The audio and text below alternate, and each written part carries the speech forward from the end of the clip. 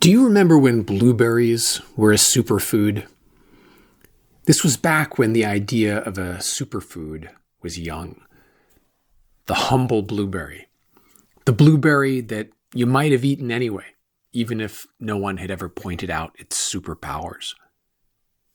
These days, of course, it's different.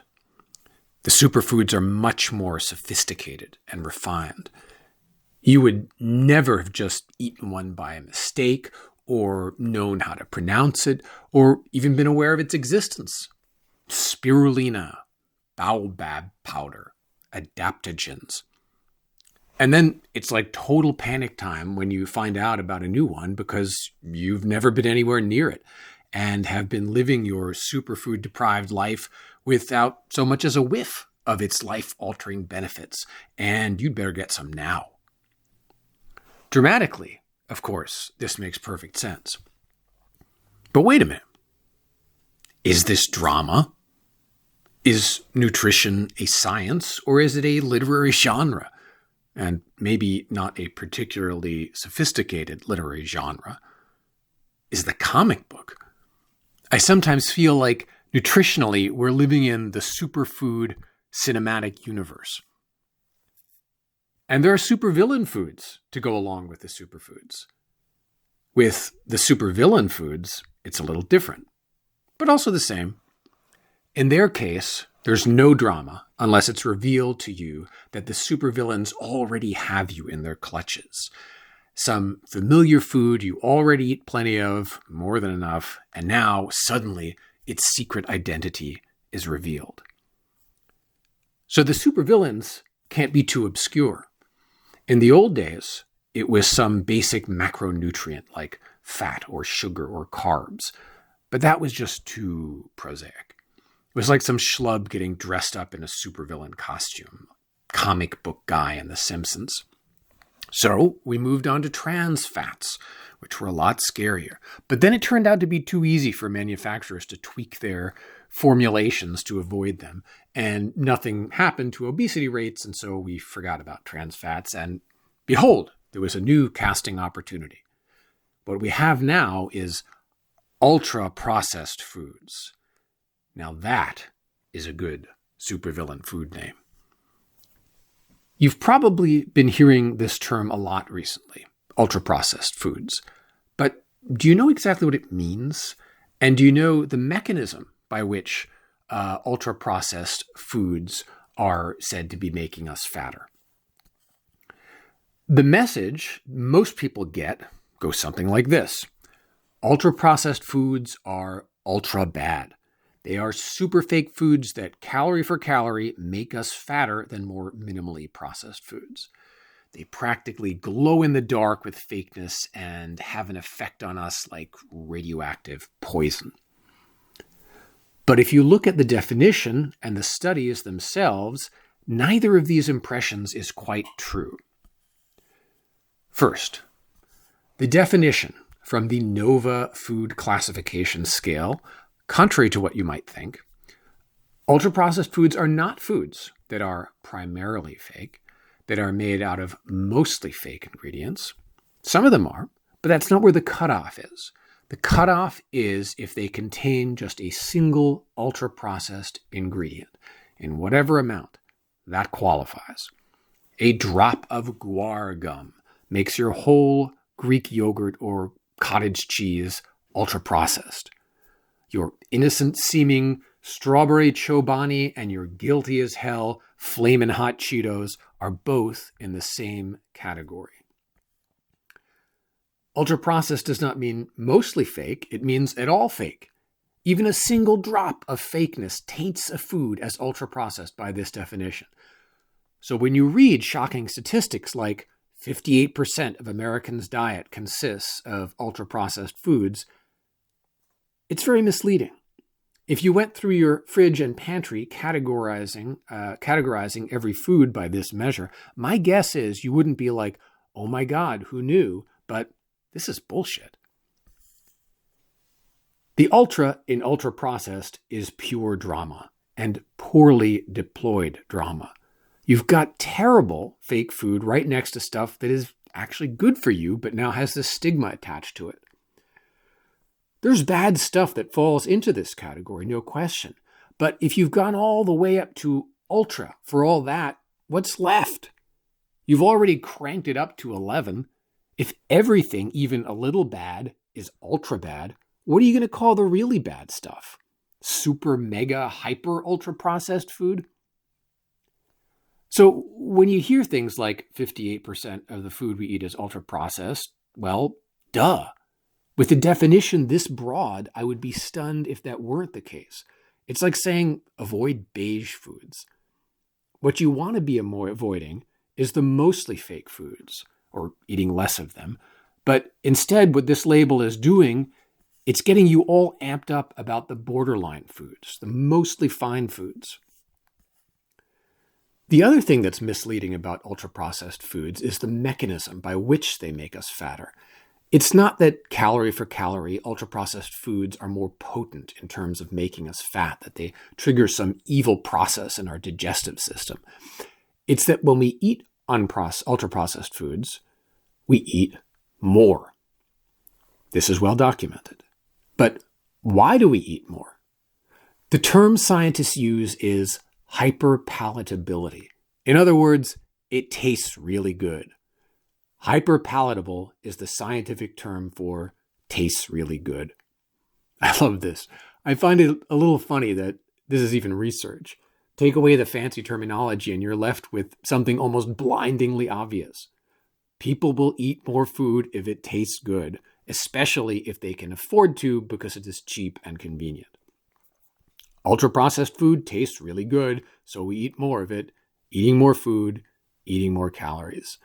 At the end of the day, simple excess is still the giant heart of the issue. Look, I'm not saying that ultra-processed foods are completely unproblematic, but I think that focusing on them as a conceptual category is not the best use of your very limited reserves of attention and willpower. It's far too broad to be a useful guideline, and not at all helpful psychologically to once again tap into this supervillain food trope that has served us so badly so often in the past. Because I suspect it's completely psychologically counterproductive.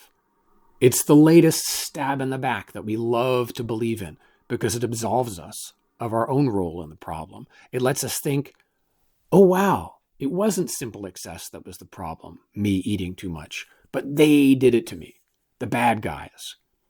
I'm not saying there are no bad guys. With all this highly targeted temptation, you wouldn't be so tempted, but it isn't helpful for you to think that way.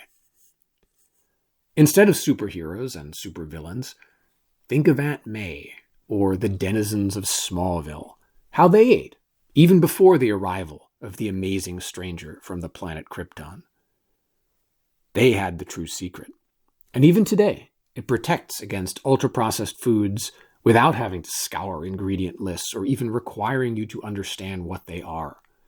It's called meals. The no-S diet is framed negatively, a bunch of no's. That's because it's the clearest way to express what you have to do, the difference between what you're currently doing and what you should be doing, the delta. And I think that's the most useful way to put it. But there's also a positive formulation. It's even simpler and maybe more inspiring. And I think it can also be helpful to remember. It's just 2 words. Eat meals. That implies all the rest. I like to think you can derive the no-S diet from just those 2 words, more or less, and vice versa. Meals have clear boundaries. You can't have clear boundaries in a sea of perma-snacking.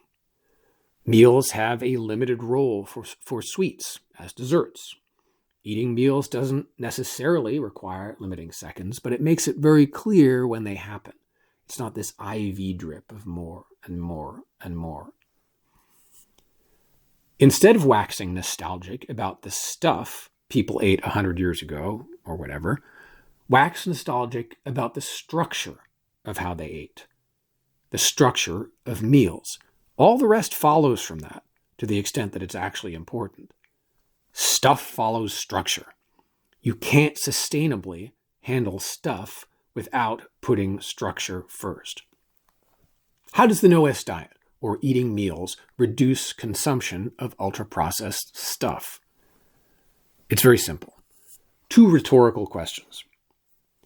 What percentage of meal food do you think is ultra-processed versus what percentage of snack food and dessert food?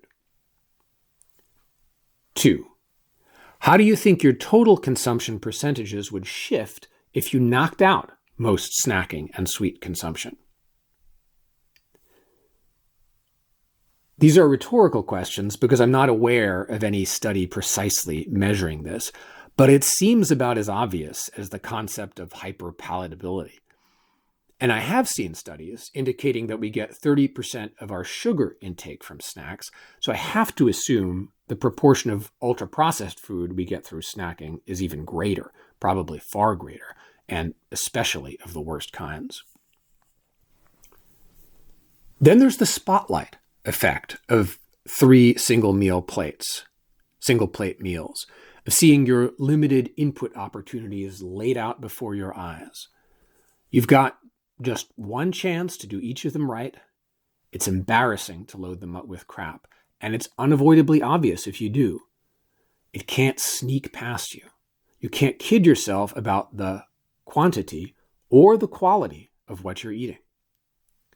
Supreme Court Justice Louis Brandeis famously said, "Sunlight is the best disinfectant." And it's as true about dietary corruption as it is about the political corruption he was talking about. 3 plates are your sunlight. Finally, the No-S diet provides a signal to stop eating that hyperpalatable, ultra-processed foods are unlikely to give you. An empty plate. There's no listen to your body for a signal that isn't coming, that may have been engineered not to come. You're listening to your eyes. The signal is you see the plate is empty. It's clear. It's unambiguous. It's habit-forming in a good way. As you build the association of 1 equals done, it becomes easier and easier to resist the siren call of just one more, whatever you had on your plate. Just like Pavlov's dogs learn to drool at a signal, you will learn to stop drooling. In these 3 indirect but simple and powerful ways, the No-S diet already protects you from overconsumption of ultra-processed foods. It's built in. You don't have to add any new rules to take account of them. But if you are worried that they're not sufficient, you can add redundant safeguards without adding unsustainable rule burden. Just practice surgical flogging for a limited time to take stock of what you're eating, and then come up with an intelligent dietary default or 2 to ensure that you have convenient, more healthful alternatives on hand for common situations. Not requirements, but defaults. Not for all situations, but just for the most common, challenging ones that you've identified from your short-term food logging reconnaissance mission. Listen to my episodes on food logging and intelligent dietary defaults for more on those techniques. I'm hoping to do an updated intelligent dietary defaults episode sometime this year with some of the other defaults I've accumulated over the years. There are so many other good things about meals that have nothing to do with avoiding ultra-processed foods, like the social aspect, that meals, while they don't require the presence of other people, encourage it. Not a bad thing in our increasingly lonely society. Or the ceremony aspect of meals, the fuss, the sitting down at a table, the taking a moment, which, besides being a speed bump, makes eating so much more enjoyable. But these are beyond the remit of this episode. Now, none of this is going to shield you from a drop of guar gum, but I hope it can shield you from the counterproductive worry about a drop of guar gum, and let you enjoy your Greek yogurt again with a clear conscience. That's all for today. Thanks for listening.